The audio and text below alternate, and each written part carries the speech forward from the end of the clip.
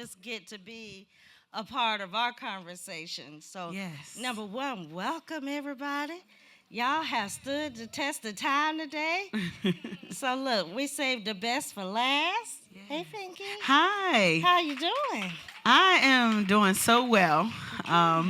It's funny because every time I look on Instagram, I see myself. I say, "Oh, I'm a hot topic."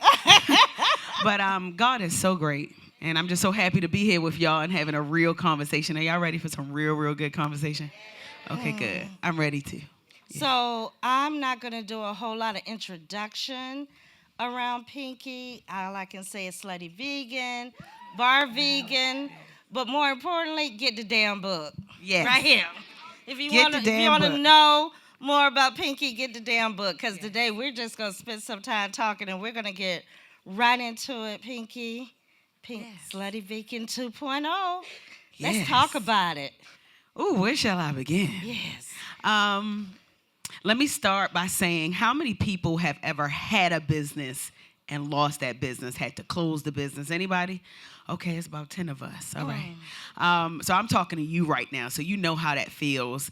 That feeling of defeat, that feeling of failure, the feeling of embarrassment, judgment, the people that's in the background saying, "I told you you shouldn't have did that anyway." You know what I'm talking about? The people who didn't believe in you anyway.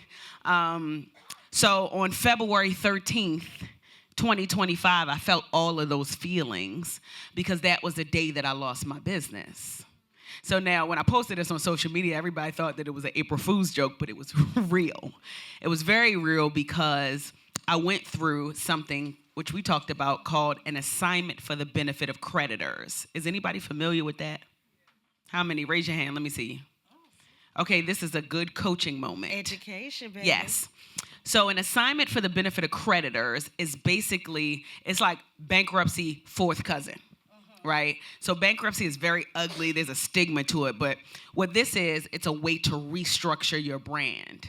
And here I have this famous brand. Everybody's talking about it. People love me. People love the concept. I'm making double-digit millions year over year, but I'm drowning in debt.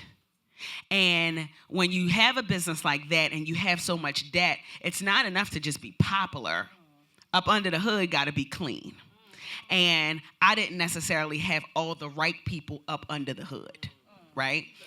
So as a result of that, I went through so many ebbs and flows, and I went through a period in my life where I fought against doing this restructure. Right? The powers that be, my partners, investors, they really pushed it on me. And I'm like, I don't want to do that. Like, I'm Black woman entrepreneurship. People are looking up to me. I can't fail. I can't lose. But when I tell y'all, God is so good. Yes.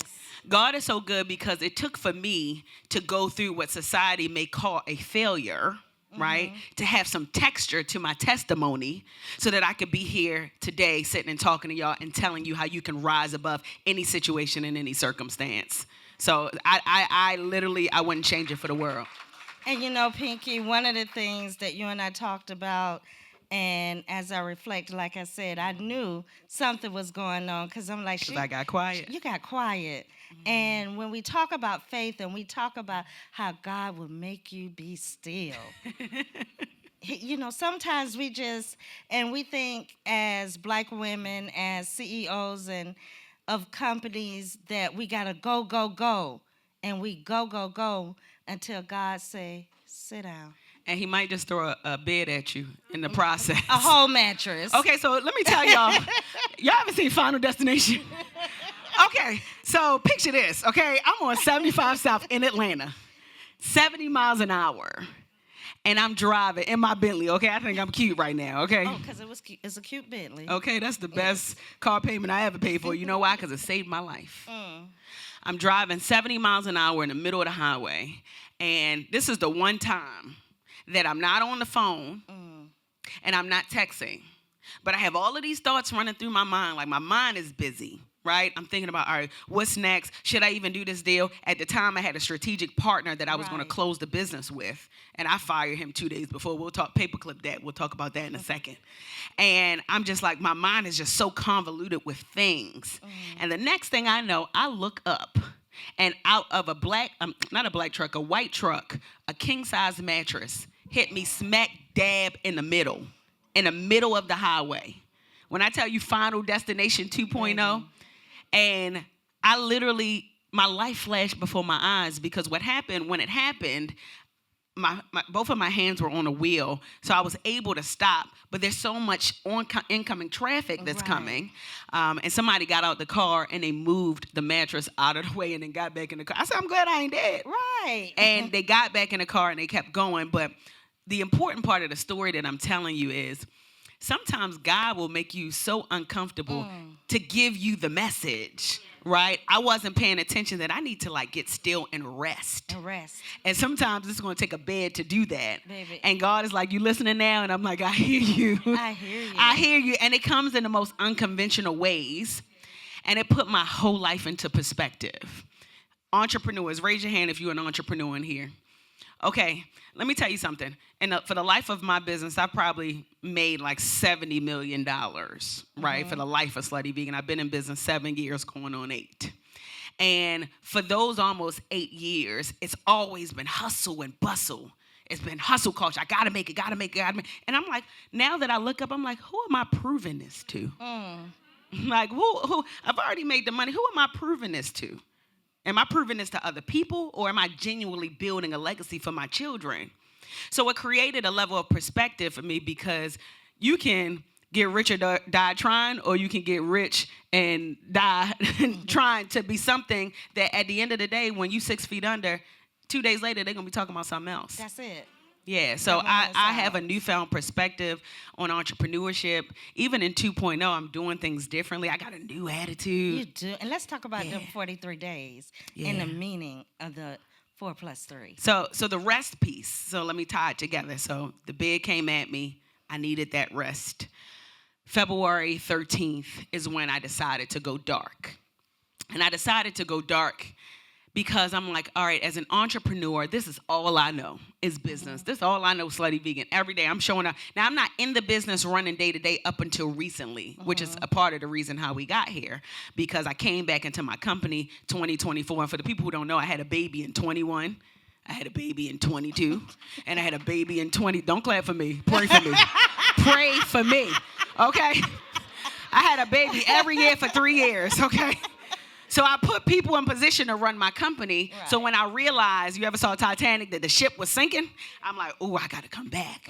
But by the time I came back to my company, January 2024, I'm like, there's systems and processes and procedures. I'm like a new hire in my own business. Right. Because I've always done really well at marketing and doing interviews and telling people about the brand. But when it came to operations, I'm like, I felt like I need a Rosetta Stone for this.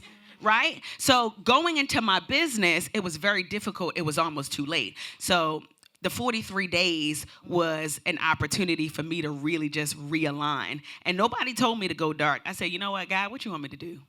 And God was just like, you just got to be still. And I got off social media.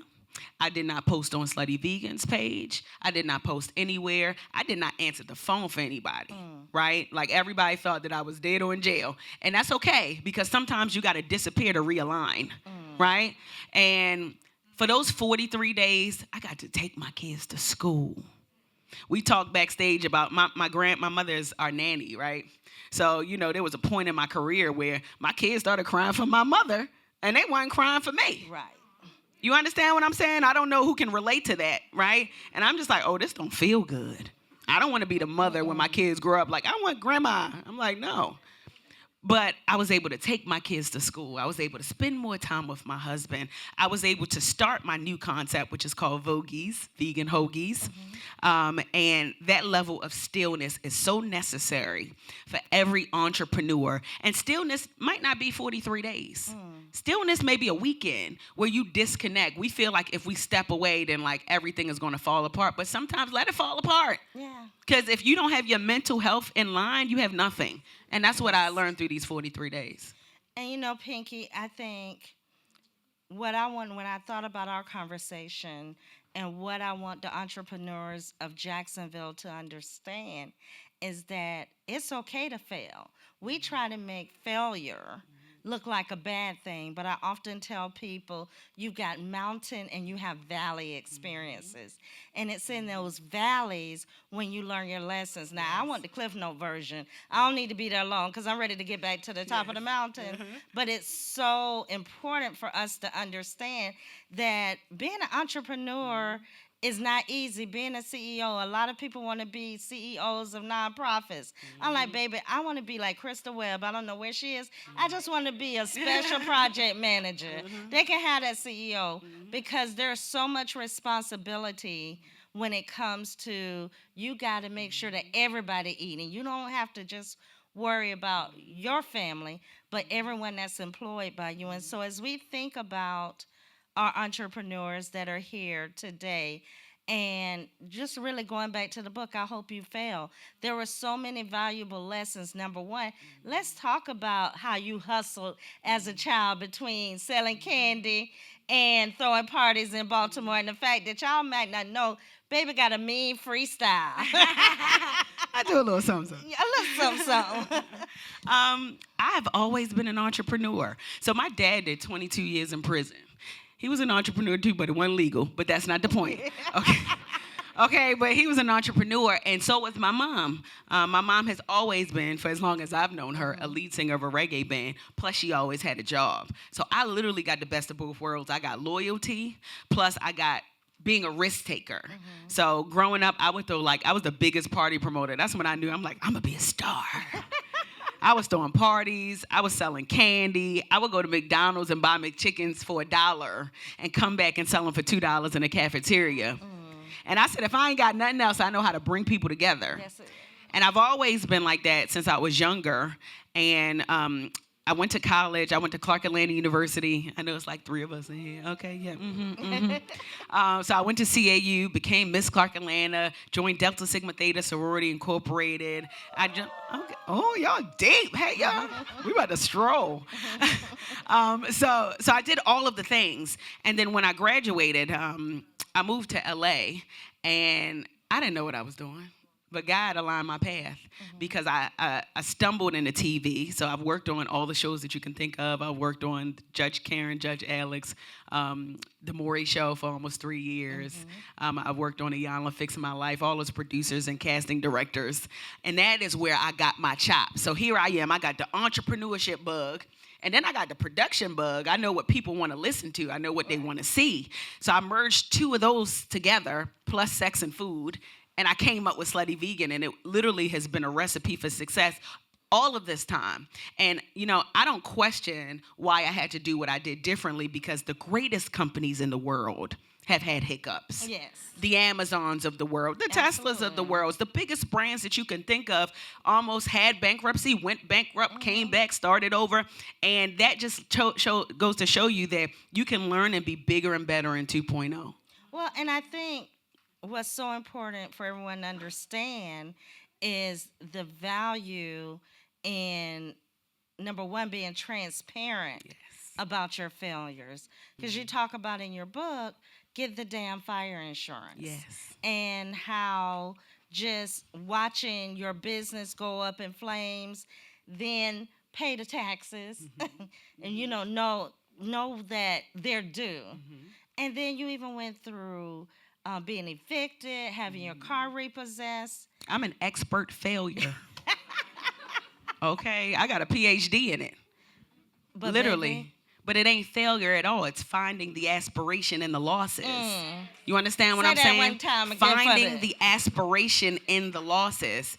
On the surface, it may look like I lost a little bit, but I was reading something before. You win 100 times, you get 2 failures, you still doing good. You're real good. I got a lot of wins under my belt. Let me brag on myself for a second, right? I graced the cover of Essence magazine. I graced the cover of Inc. magazine. I made the Time 100 list. I made the Bloomberg Power 100 list. I made Ebony Power 100 list. I made almost every list that you can think of. How about that? I've been in rooms with billionaires, millionaires, and some people who didn't have a dollar in their pocket and have made valuable connections that will last me the rest of my life.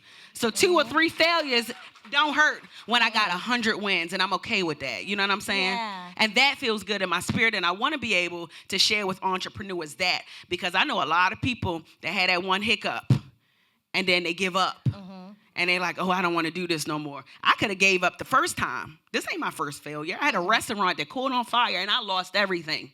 Went flat broke, almost lost my mind. Was in a food stamp line. And this is the person who graduated from Clark Atlanta University as the most doted celebrity in college. And was in a food stamp line trying to figure my life out because I lost everything. Car got repoed and everything. And guess what God said? You know what? I'm going to give it to you 10 times more. And then I got Slutty Vegan. Exactly. So if God did that for me before, imagine what's about to happen now that I have this 2.0. He's about to elevate my path in a way that eyes have not seen. Do you understand what I'm saying?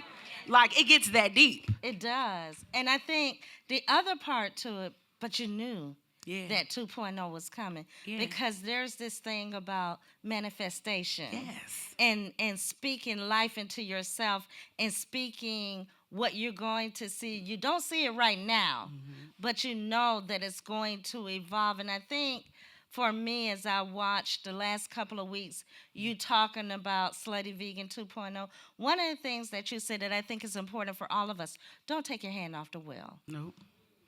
So let me tell y'all a funny story. My director of ops, I don't even remember his name. But anyway, he right before I came into the company, came back into my company, I was coming back in and I was realizing, I'm be totally honest, we had $5 million in the bank.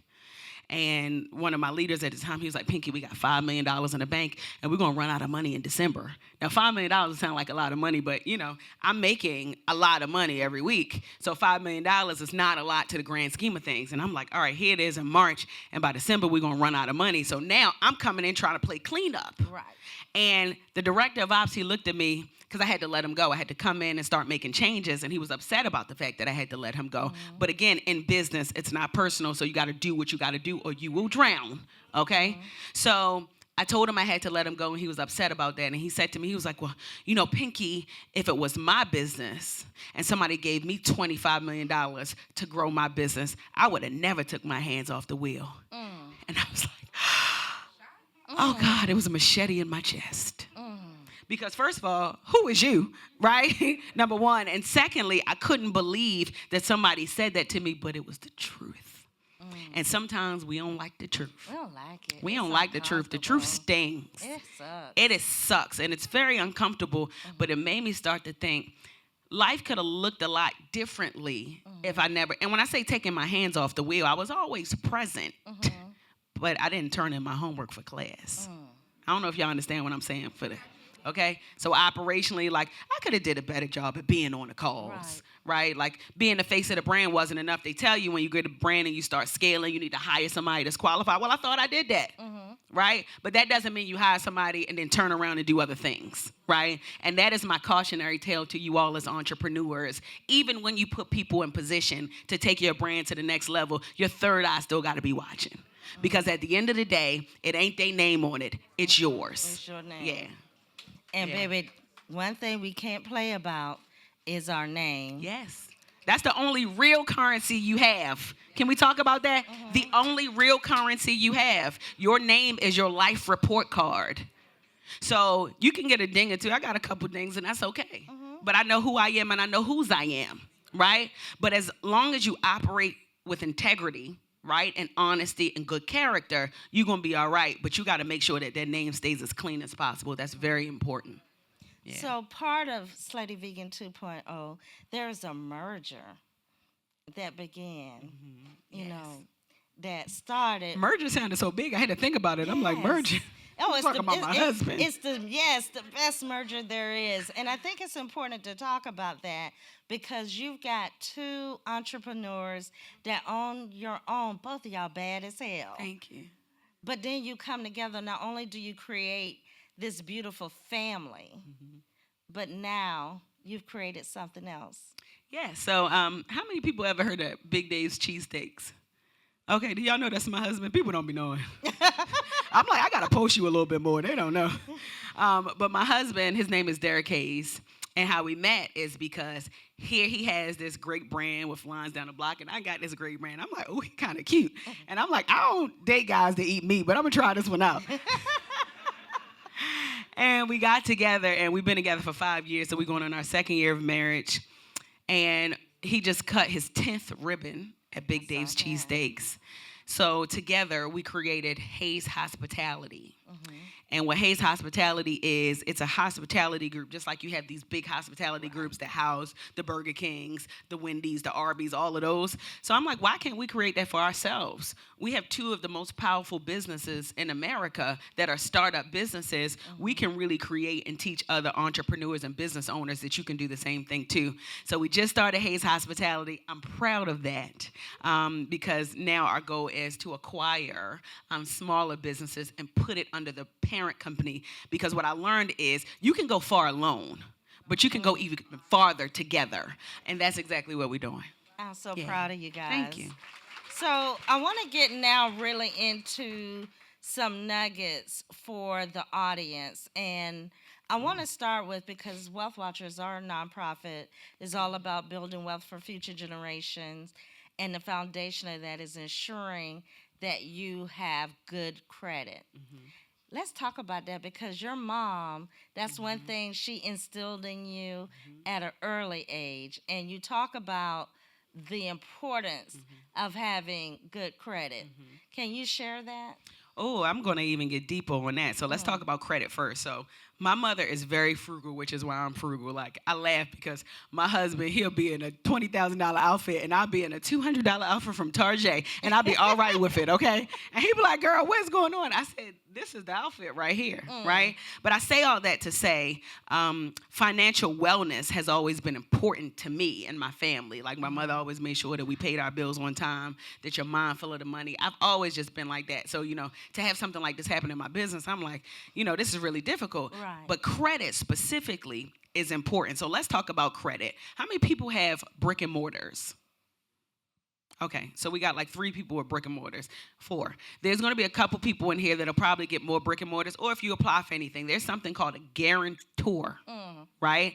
Guarantor. And it's not just for buildings, right? So like here I have a restaurant. I have to either be the guarantor or the business has to be the guarantor. And oftentimes when you're starting out, they don't allow the business to be the guarantor. You have to be the guarantor. So that means that your credit has to fit a profile where they feel like they can trust you. Mm-hmm. So credit is not just 700, 800, a number that looks good.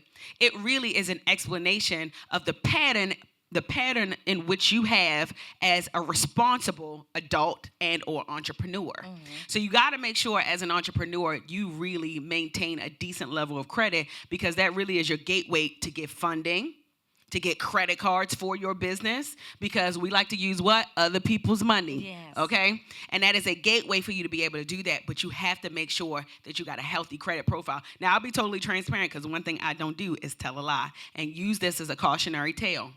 I was the guarantor in every single thing in my business. So I went from having an 800 credit score to a 400. Oh. Because when the business, you start closing things and you have obligations that you don't pay, because remember, I don't own the company anymore. But even though I don't own the company anymore, I'm personally guaranteed. So when the estate that now owns the company are saying like, okay, we're not paying that, and we're not paying that, guess who they coming after? Me. So my cautionary tale to you as entrepreneurs is, when you have a business and you're guaranteeing stuff, try the very best that you can to have, it's called like a good guy clause, that if you start with your name as the guarantee, after 2 or 3 years, your name can fall off and the business becomes the guarantee, because you want to make sure that you can always preserve your credit to go do other things. Yes. Wow. The other thing that you share is when we talk about infrastructure, right? We got to have a solid infrastructure. Get the attorney, get the accountant. Those are the people around you. And, oftentimes we think that, we don't make enough money to have the attorney. No, if you don't have the attorney, you cannot make money. Yes. So this is a lot of texture here. Anybody have a corporation in here? Okay. So I'm going to start with y'all first. So what I learned in business, when I first started my company, I was an LLC. When I raised $25 million for my business, we became a Delaware corporation. Now, when you go from an LLC to a corporation, you got to get a board. right? And the board, you no longer make the decisions. The board makes the decisions. Right. So you get an attorney. That attorney that you have for the LLC is your attorney. But when you become a corporation, right, you need to make sure that not only do you have an attorney for the company, you got to get an attorney for yourself. Now, everybody probably can't afford that right this minute, but I'm telling you, because we all building billion-dollar companies, right? Yes, so there's going to be one day that you have to face this. And what I didn't realize is I was double dipping. I was using the company attorney for things that I needed personally, but the attorney represents the best interest of the company. And when you become a corporation, it ain't about you. So they're not protecting you, they're protecting the company, and it's a difference. But I say that to say it is so very important to make sure that you have a personal business attorney that protects you, that honors you, that has your best interest, because it will save you a lot of money. I'll give you a story. When I first started Slutty Vegan, there was somebody that was trying to sue me for $5 million. You know why? Because he was in the room with me when I came up with the idea. Okay, so be careful who you share your ideas with, okay? It was my idea. Right. It's like us sitting here, but the person was present in the room. So I say all that to say that a good attorney helped me to get out of that situation, because it was costly, but this person protected my best interest. And when you have a business that's thriving, you got to be protected, even in times when you get sued, because people get sued every day, B. Okay? I got sued 5 times already. And if I didn't have a good attorney, I would have been screwed. So make sure that you have the right attorney, and make sure that you have a really good accountant. Because when you got to pay sales and use tax and your withholding taxes and all of that stuff, if you don't stay on top of that stuff, you're going to be ready to fall off a bridge, because it is not a game. Okay? That is worse than crime on the street. Because the IRS will come find you. I was about to say, they will come find you. They will come find you. And if they can't get next to you, they're going to get next to somebody next to you, especially if you're married. So make sure that you have a really, really, really good accountant. And then I'm going to add something in here that I've never said publicly that you need. You need either a spiritual advisor, a therapist, a mental health coach. If you are drowning on the inside, the customers are going to feel it in the business. So you got to have something, a power source. So God first.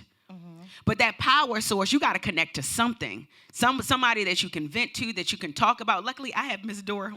Everybody say hi, Dora, okay? Hey, Miss Dora. I be dumping my stuff. Dora's my therapist. She don't even realize it. But Dora was there for me when I had nothing, when I was ready to throw in the towel. And it's important to have really good people around you that see you for you, not for what you can do for them, not for what you got, not for nothing else, but they're willing to pick you up in your darkest hour. So that's the third thing that I would say. Make sure that you have somebody like that in your corner. And you led right into what I was going to ask you to talk about, and that is the importance of a tribe.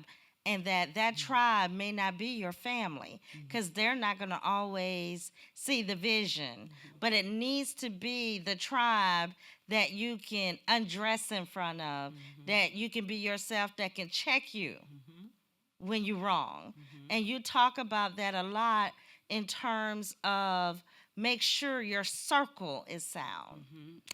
It is so important to have a sound circle. And I'm going to start with relationships. How many people in here in a relationship? Marriage? Yeah. Okay, you got a boyfriend, girlfriend? Okay, all right. So y'all scared to raise your hand? Is it real? Okay. Did he make it official? All right. Okay. So let me tell you about relationships. When you get in a relationship and it's somebody that you're around all of the time, you honor and value their opinion in a way that you really don't do other people. So if the person that's next to you every day of the week don't believe in you, it is going to affect your self-esteem and your self-worth and your confidence and your ability to run through a brick wall or not. And I want to be connected to somebody that makes me feel like I can do the impossible and that I'm possible, right? And if you don't have that, you have somebody draining from your battery, right? Competing with you, showing you that you aren't enough. And, people can say, well, I don't care about it. Yes, you do. When you love somebody and you value who they are, it hurts. Yeah. So it's important to make sure that even in your relationships as a CEO and entrepreneur, those relationships are healthy, because it really starts there. right? It starts with the closest person to you, whether it's a best friend, a partner, a lover, a husband. Just make sure that that energy is real, because energy really bounces, and you got to make sure that that energy is just really quite all right. Luckily for me, I got a man that is in the same field that I'm in. And we don't always see eye to eye. I'm not going to sit here and lie to you. Right. But what I know is I got a warrior next to me. And he going to stand on the front line with me whenever I'm ready to fight. And when you got one of them, then you good. Yeah. Yes. So I want to shift a little bit, because one of the things that I love about you is that you still find time to uplift others.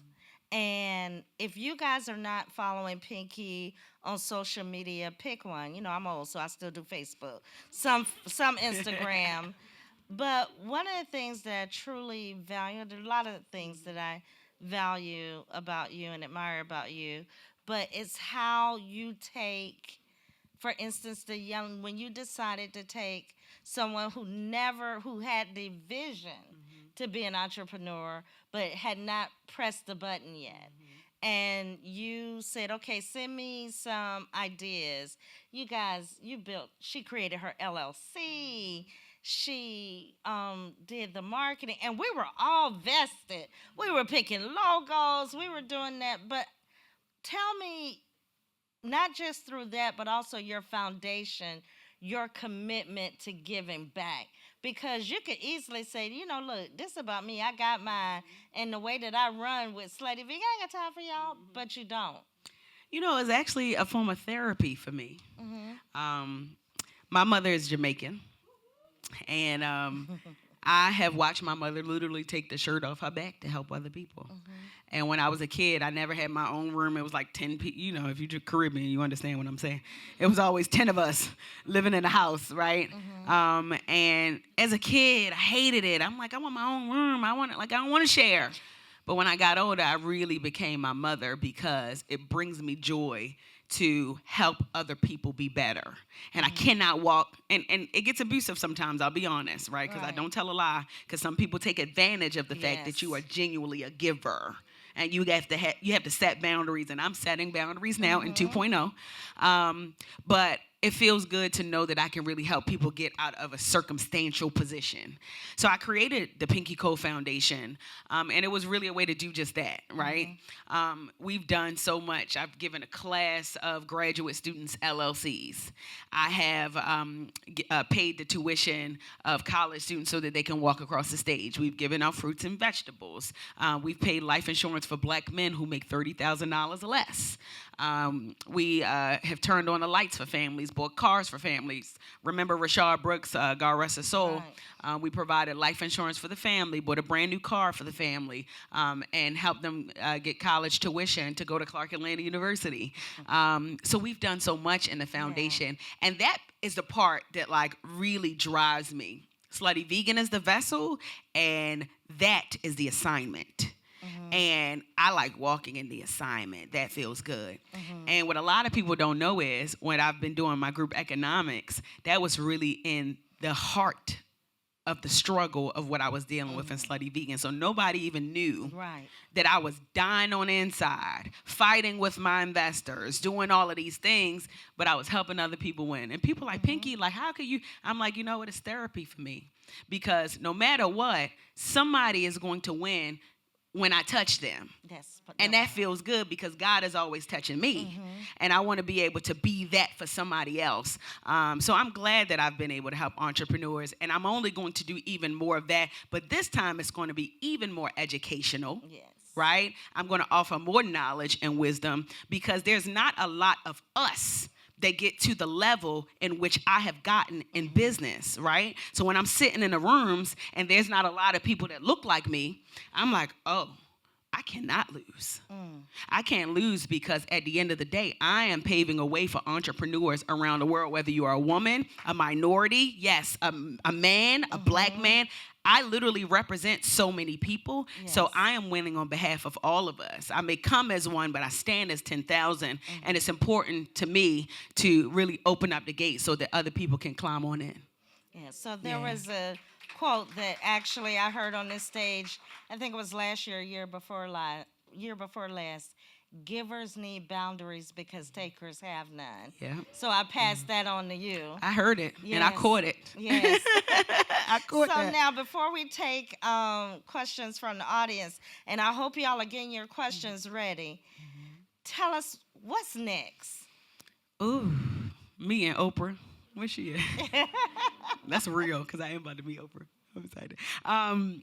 What is next? I don't know if anybody has noticed, but my cousin got this song, I'm going to do it again. So that's my theme. Okay. Do it again.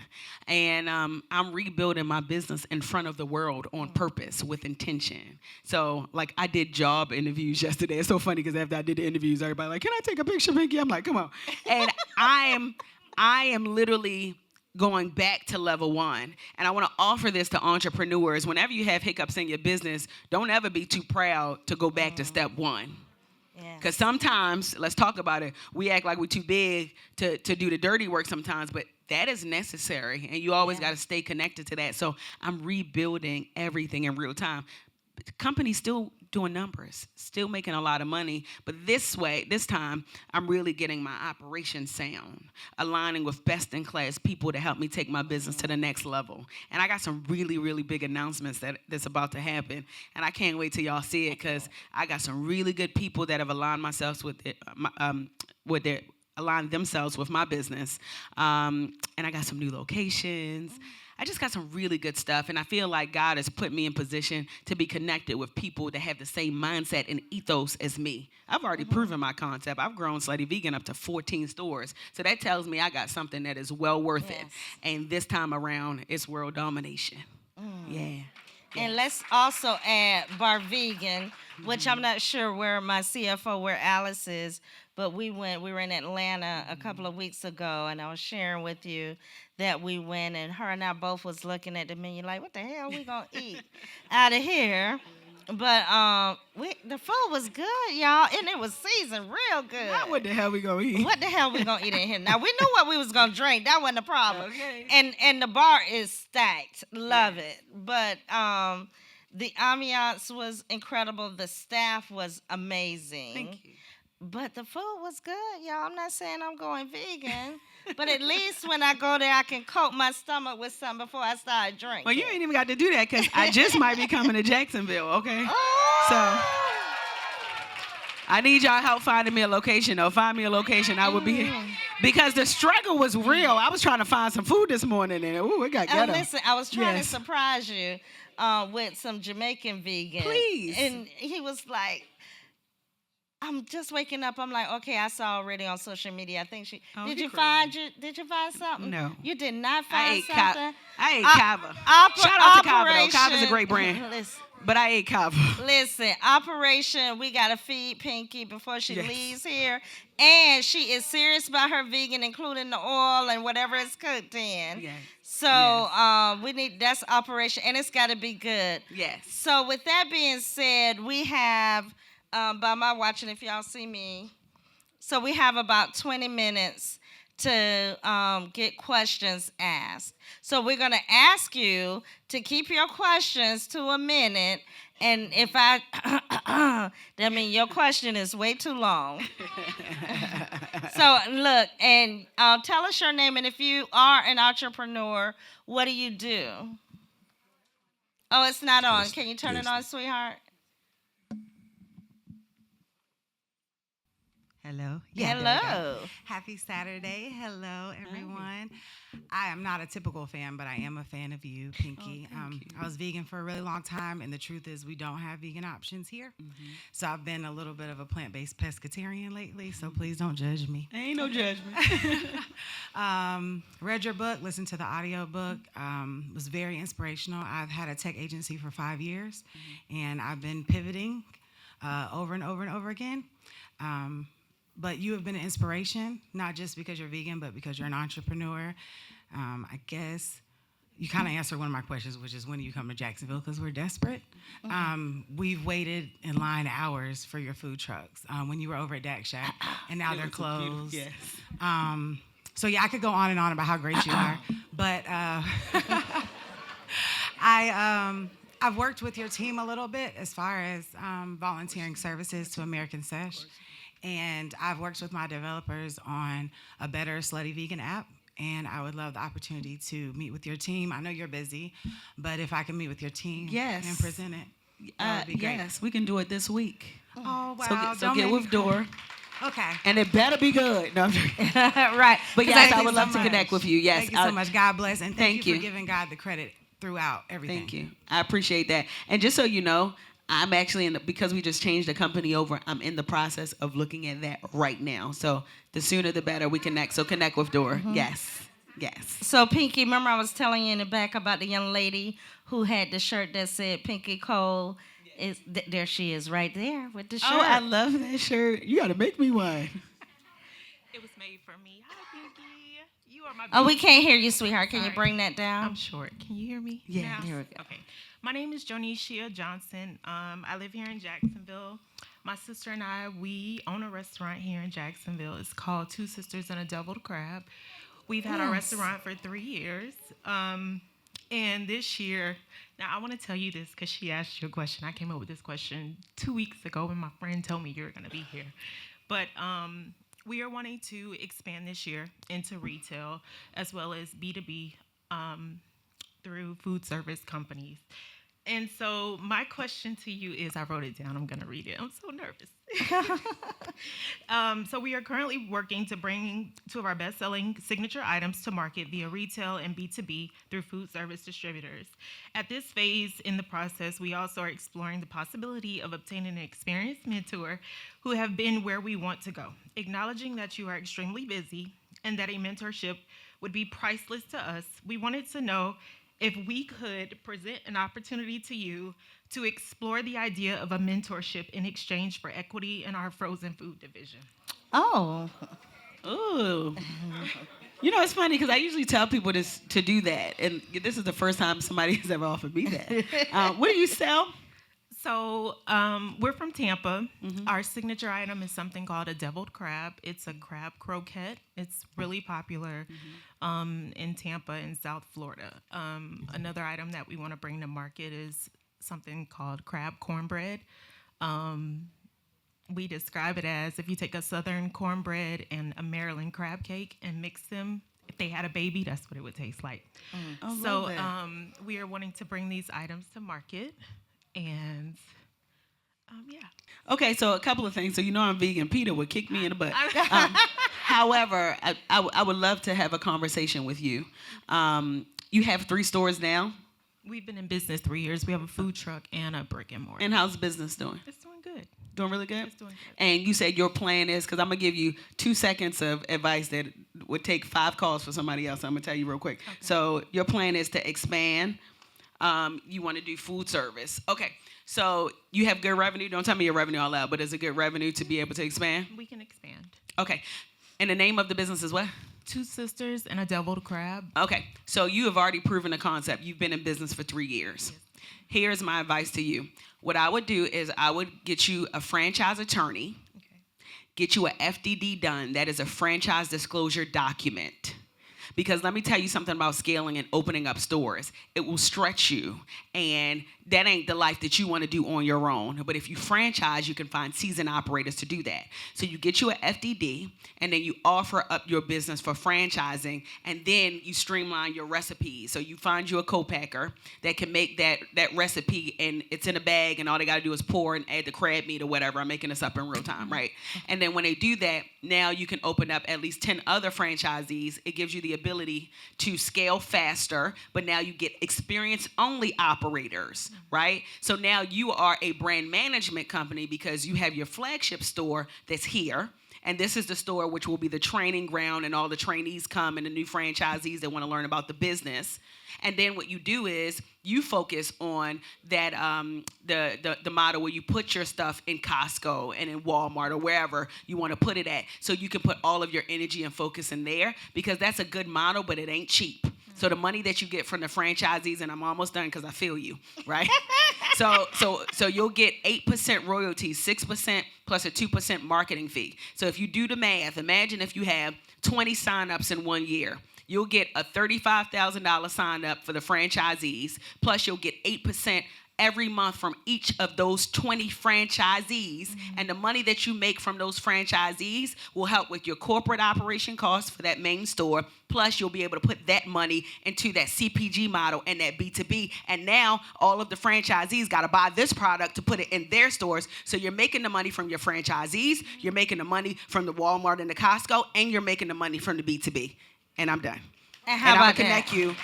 I'm gonna connect you with a franchise attorney. So after this, find Dora. Okay. I'll give you a franchise attorney, and then I'm also going to give you somebody who does branding for CPG products, because there's graphic design specifically aligned for that, so that your stuff can pop off the shelves. Thank you. You're welcome. So how many other restaurant owners did that just help? Raise your hand. Look good. Mr. Calvin Carrie, and Craig Carrie, Burney. Carrie, Yes. we over here. Where? We Over over here. here. Oh, I'm sorry. It's Senator Hill. Go ahead. Thank you so much, Carrie, for what you're doing. But Pinky, we have a councilwoman here, and I have been a vegan, I should say vegetarian, for 25 years. And so when I saw your book and everything blew up in Atlanta, and as Carrie said, you went kind of dark on us, but when I found out that you were going to be here, I wanted to come. So I want to know how we can circle the wagon for you to put a store here in Jacksonville, because I'm tired of going all over this place trying to find a vegetarian restaurant. Okay. So first of all, it's such a pleasure to meet you, and I would love to come to Jacksonville because Florida is good to me. And if you could help me find a location here, I will be here sooner than you think, and preferably a second generation space. But I will make my way downtown, and I will come and I will open up a location in Slutty Vegan, and we can make it happen this year. So I would love to connect with you offline. All right. And I got the baddest realtor for commercial property. Oh, Dying awesome. to ask you a question anyway. We Awesome. talked about that, so Thank you. Thank you. okay, we can go ahead. Oh, was I? It could be ladies first. Look, No problem. I ain't look, going he's so darling. Hello, my name is Vinzana Lasaith. I am the CEO and office expert at Training on Wheels. Thank you for doing this. I know that I'm not in the food business, but I am very, very grateful and very, very happy to give up my Saturday to be here. Thank you, Carrie, who, by the way, her staff graduated from my program this week, so congratulations yes. to Wealth Watchers. But my question is this.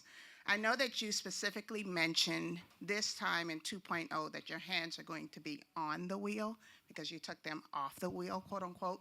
But realistically, as you grow, and as a wife and a mother myself, how do we keep our hands on the wheel, stay in our lane of genius, trust again, because you've been burnt by trusting people who were supposed to be, geniuses in their lane. I just want to hear, I know we're going to see it play out over social media, but any advice that you can give me or any other entrepreneur in the room, how do we keep our hands on while staying sane? That's a really, really great question. So I'm gonna give you a couple answers to this. Okay. I now have a 9-to-5. And entrepreneurs, it is okay to have a 9-to-5, but it's my 9-to-5. And what that means is from 9 a.m. to 5 p.m., all I'm doing is Slutty Vegan and my other entities. That's it. That is my focus. That is my core. My energy, my time, my effort is focused from 9 a.m. to 5 p.m. on Slutty Vegan. And guess what I do at 5 p.m.? Clock out. Clock out. And when I clock out, I go home to my husband and my kids if I'm not doing a speaking engagement. And from 5 p.m. to the end of the day, I live me a regular life. And that is the first time that I've started to do that. I didn't always do that. It was like 7 a.m. to midnight every night, burning out. And now realizing I'm burning out because I'm just promoting this struggle, hustle culture. And then you look up and your mental health is draining. You miss all the birthday parties and all the cookouts and all the baby showers and all of that stuff. And everybody's reminiscing and you just sitting there like, oh man, I missed it. So my advice to you would be okay with having a 9-to-5 in your business and setting those boundaries that after 5 o'clock, you're going to have to catch me tomorrow. And on the weekends, I'm spending time with my kids when I'm home. And I think that that is very important because what I realize is the healthier you are, the better your business is. if you have more energy in your business, you'll realize that things will really, really get better, but you have to set a time for yourself, for your family, for your husband. And it took me a long time to learn that, but in 2.0, I'm doing that, and I offer that up to you as well. Thank you. So now the ones that work with me and be with me, when I started a new habit in January. I call it the 8-8-8 rule. 8 hours of work, 8 hours of sleep, and 8 hours to do whatever else I want to do. Get it. And I don't do weekends. And the laptop stays at the office. Love that. So it's important. That balance is so important because we're hustlers. We will work from sun up to sundown, but at what cost? Yeah. Next. Good afternoon. My name is Craig Burney, and I'm an entrepreneur. I have a project-based learning program where I teach students how to customize shoes, and they learn Customized shoes? Customized shoes, Oh, I yep, love that. and they learn business skills and life skills in the process. And you kind of spoke about scaling. So my question for you is, what do you suggest for entrepreneurs that are trying to hire good help, trying to hire good employees? Do you have any tips for that? I got a lot of tips. I used to hire off of Instagram. And it works sometimes, but sometimes it don't work. Let me tell you what I've recently done. I've hired a headhunter. Do y'all know what a headhunter is? Okay. All right. So what I did is I hired a headhunter because I needed to find a franchise president and an operations president. Right? And those roles were important for me. I needed somebody to understand the operations and stabilize my operations, and then a franchise president to, self-explanatory, to do all the things that I'm about to do that I ain't announced yet. Okay? So a headhunter found those people for me. And what they do is they go out and they find best in class.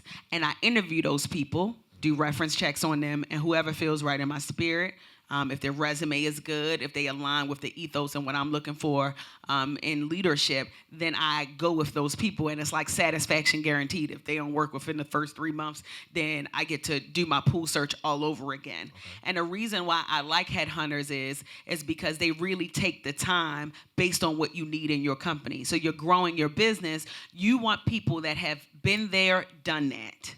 And not just people that have like one opportunity on their resume. What I realized, in order to scale companies, one, you got to get people that are smarter than you, right? Two, you got to get people that have scaled a business similar to yours, right?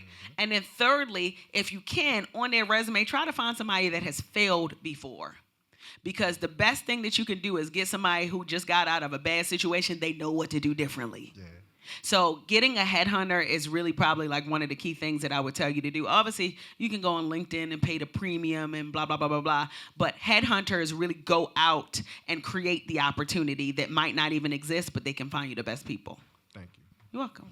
So we're going to go to Nisha, then Ashante, and then we're going to finish up with these last two ladies here.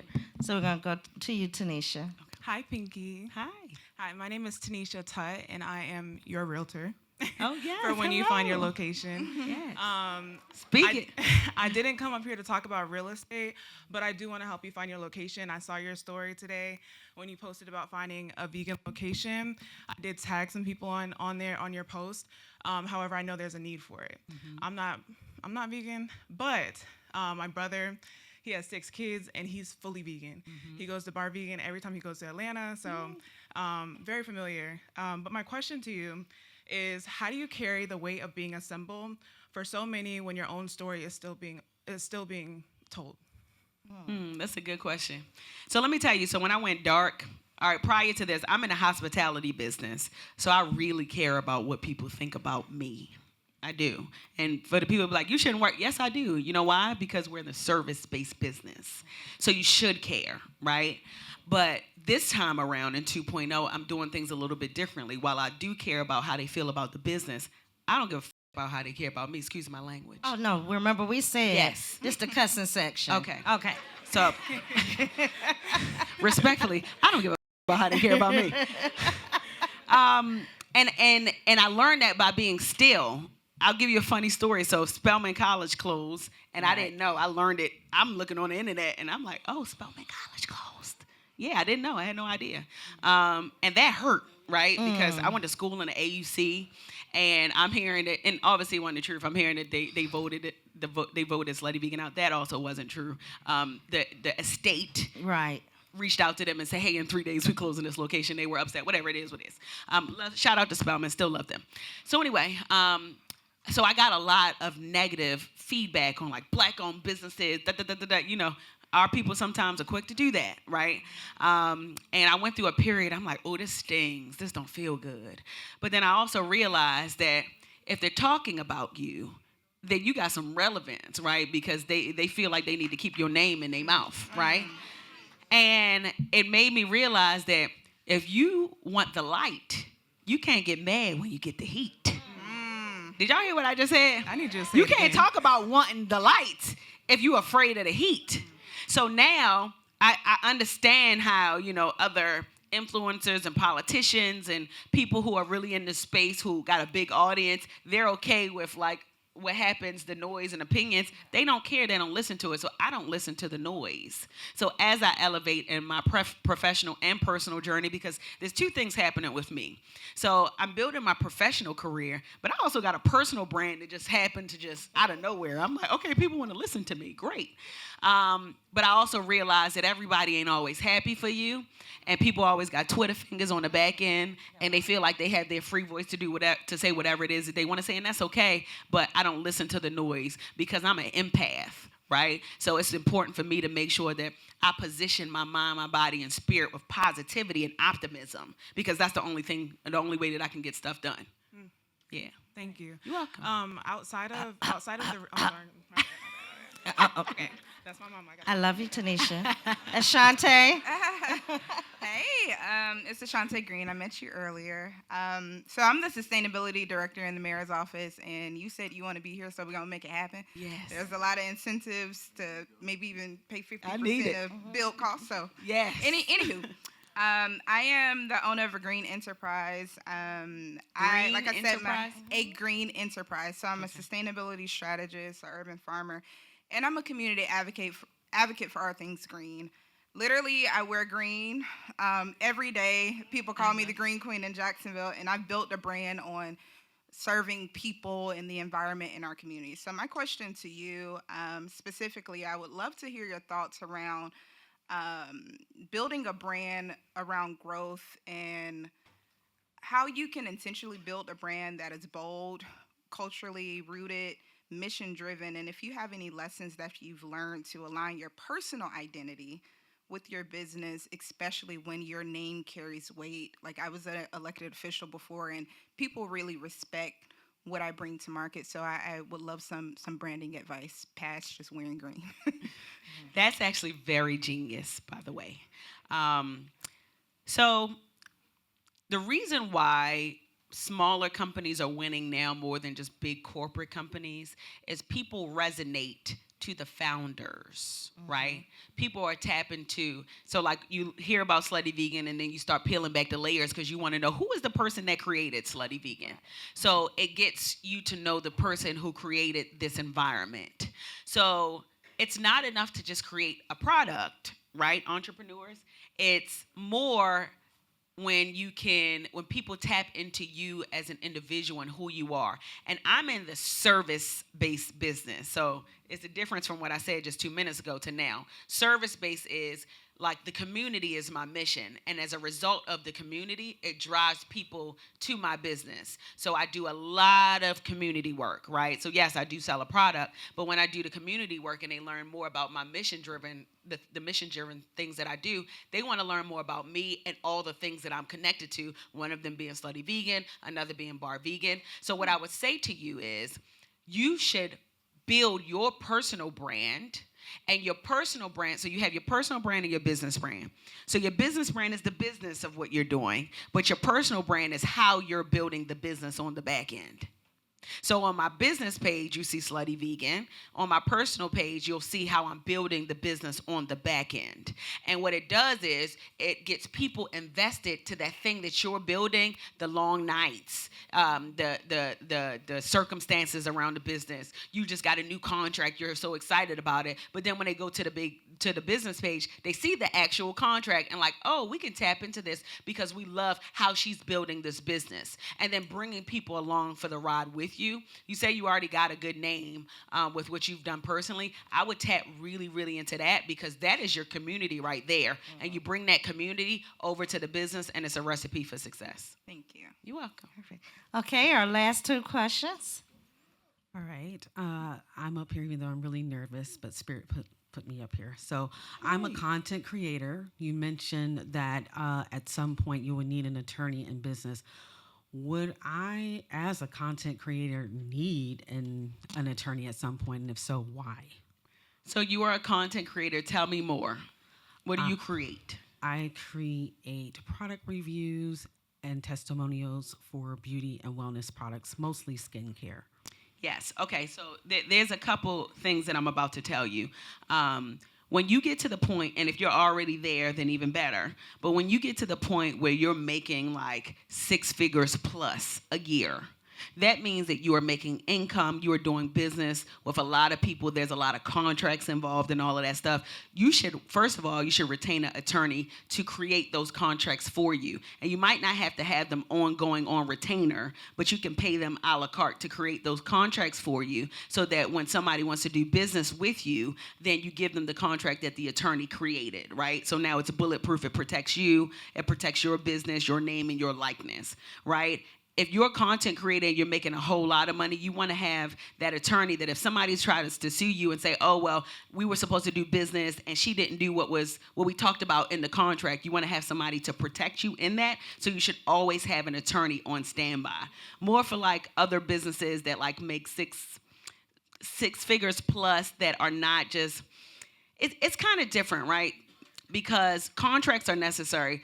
I would say if you need a lawyer on retainer, like ongoing, it's when you really are getting like a whole bunch of contracts. You're making 6 figures plus, but you definitely should have one on standby. And if you need something, hey, I need you, I got an issue, that you can pay $500 here and there. But you should have them identified.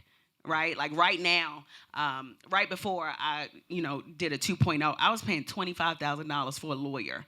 That might be a lot for you where you are with, the influencer game right now. But you can get somebody at the local level and say, hey, I may need you just to check in on my stuff. If you got trademarks, check in on my trademarks. And that may cost you $500 a month or as needed when you need it. So you should definitely have somebody identified because, listen, the best form of protection is having protection on standby. That's my best advice that I could give you. All right. Thank you. You're welcome. So this is the last question we're going to take, and that's I see 2 people though. But we only because I want to be mindful of your time as well as Think Bold time. Okay. So, but to the next generation, we have to take her question. Yes. Hi. Hello, Miss